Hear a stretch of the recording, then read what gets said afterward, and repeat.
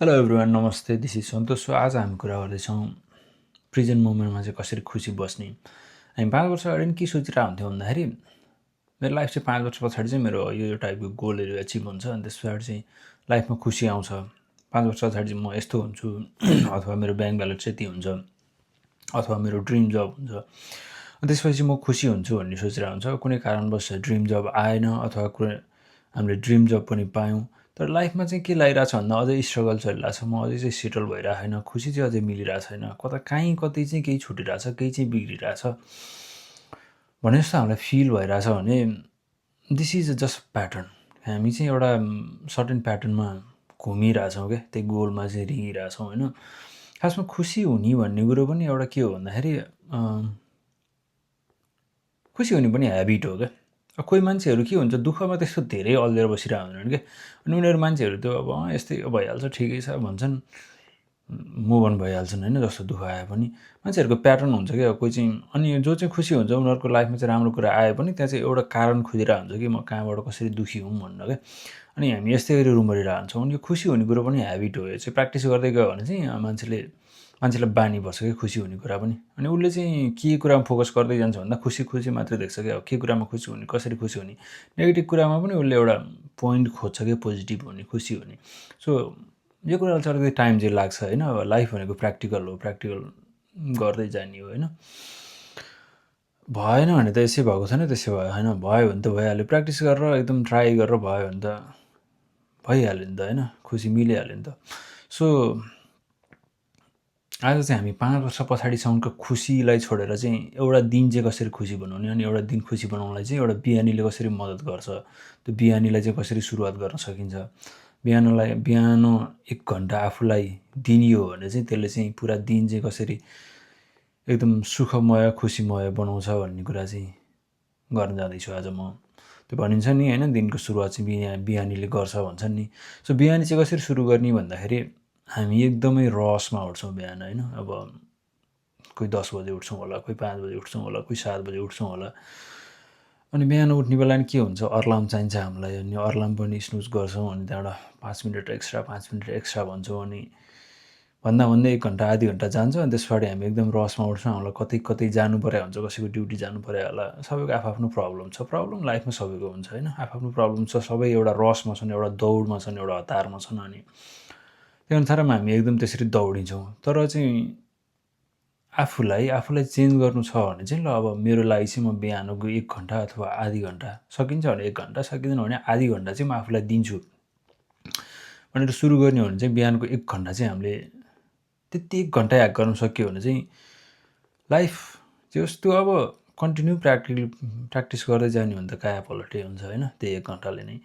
तर एटलिस्ट आधी घन्टा मात्रै आफूलाई दिनियो हो भने नि आफूले खोजेको एउटा खुसीको एउटा पोइन्टमा चाहिँ पुग्न सकिन्छ क्या।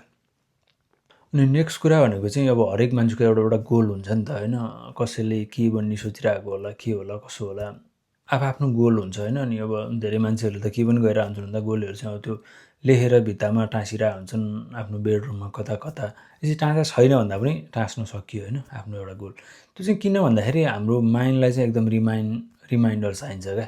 हाम्रो माइन्डले नत्र भुल्छ नि त होइन। एउटा कुरा चाहिँ हामीले सोचेका थियौँ अनि त्यो कुरो चाहिँ हामीले दैनिक कुरा हेरेनौँ, आफ्नो गोललाई चाहिँ दैनिक हेरेनौँ, आफ्नो गोल चाहिँ के हो भनेर दैनिक त्यसलाई ध्यान दिएनौँ भने सर्टेन टाइममा त्यो भुलिन्छ। अनि त्यो त्यत्तिकै जान्छ होइन। अनि हामीलाई के लाग्छ, के हुन्छ भन्दाखेरि त्यो मेरो लागि थिएन, यस्तो भनिरहेको हुन्छ, त्यति गरिरहेको हुन्छ।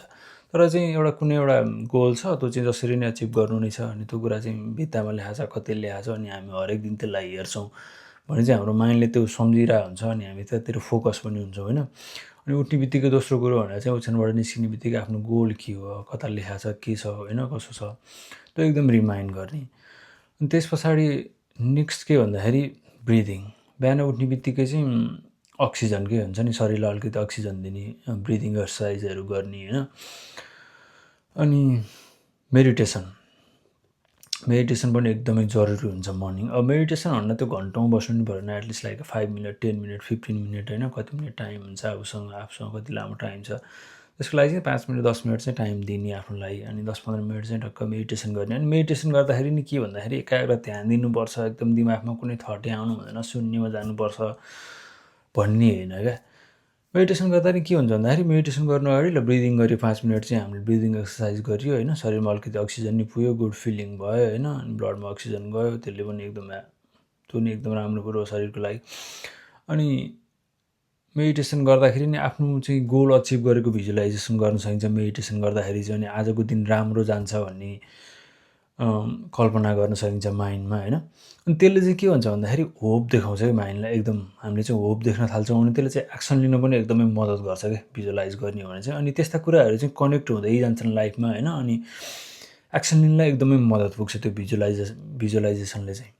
सो बिहान उठेर त्यो मेडिटेसन गर्ने, मेडिटेसन गर्दा चाहिँ सेम टाइम चाहिँ भिजुलाइज पनि त्यतातिर फोकस गर्ने, आफ्नो गोलतिर फोकस गर्ने हो भने चाहिँ त्यसले पनि एकदमै अनि के पनि कस्तो खालको कुराहरू पनि भिजुलाइज गर्न सकिन्छ भन्दा चाहिँ आफ्नो लाइफ एकदम स्याडली गइरहेको छ भने चाहिँ आफू ह्याप्पीली कोही फ्रेन्डलाई भेटिरहेको, ह्याप्पीली कुरा गरिरहेको, हाँसिरहेको, मुस्कुराइरहेको होइन, फ्यामिलीमा बुवासँग एकदम हाँसी खुसी व्यवहारिक कुरा भइरहेको, मम्मीसँग हाँसी खुसी कतै घुम्न गइरहेको, एकदम फ्यामिली टुगेदर भइरहेको, यस्ता कुराहरू चाहिँ बिहान उठेर टक्क भिजुलाइज गर्ने, अनि त्यहाँबाट यस्तो कुरामा फोकस गर्ने हो भने चाहिँ यस्ता कुराहरू कनेक्ट हुँदै जान्छन्, अनि त्यो खालको वातावरण पनि बन्दै जान्छ होइन, त्यसले अनि एकदमै खुसी पनि दिँदै जान्छ त्यो एकदमै, अनि ह्याप्पिनेस के, अनि प्रेजेन्ट टाइममा ह्याप्पिनेस दिन चाहिँ यो कुराले पनि एकदमै मद्दत गर्छ क्या।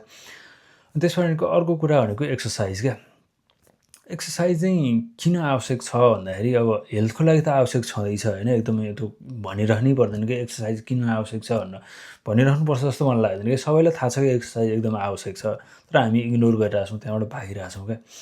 तर एक्सर्साइज चाहिँ किन आवश्यक छ, आफूलाई चाहिँ गुड इनफ छैन जस्तो यदि कसैलाई लाग्छ भने होइन, आफू चाहिँ कमजोर छु, म चाहिँ गुड इनफ छैन, अनि अलिकति कन्फिडेन्टको कमी छ होइन, कन्सिस्टेन्सी हुँदैन, केही कुरा सुरु गर्यो बिचैमा छोडिन्छ, कन्टिन्यू गर्न सकिँदैन, त्यस्तो मान्छेहरू चाहिँ यदि जबरजस्ती कि 3 महिना 4 महिना जिम जाओस्, त्यो मान्छेहरू चाहिँ यति डिसिप्लिन हुन्छ, यति कन्फिडेन्ट हुन्छ होइन। यसरी चेन्ज भएर आउँछ नि जब मान्छेले चाहिँ एक्सर्साइज सुरु गर्छ, एटलिस्ट रनिङ मात्रै सुरु गर्छ भने नि होइन, रनिङ त बेस्टै हो क्या, रनिङ चाहिँ बेस्टै हो। किन चाहिँ म रनिङलाई चाहिँ बेस्ट भन्छु भन्दा रनिङले चाहिँ ब्रिदिङ पनि हुन्छ होइन, ब्रिदिङ एक्सर्साइज पनि हुन्छ, शरीरमा एकदमै धेरै अक्सिजन पुग्छ, त्यसले त अनि गुड फिलिङ त गराउनु भइहाल्यो।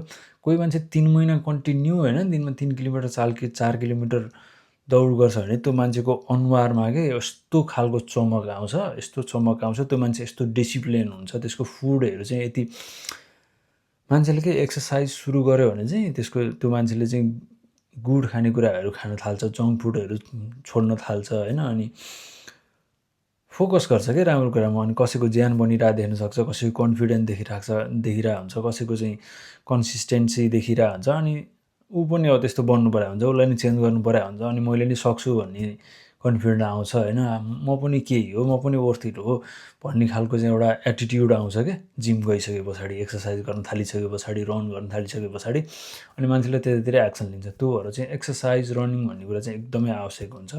अनि आफ्नो मर्निङमा चाहिँ टक्क यो कुरा एड गऱ्यो भने चाहिँ त्यसले चाहिँ दिनलाई एकदम ह्याप्पी राख्नलाई चाहिँ यो कुराले पनि एकदमै धेरै महत्त्वपूर्ण भूमिका खेल्छ।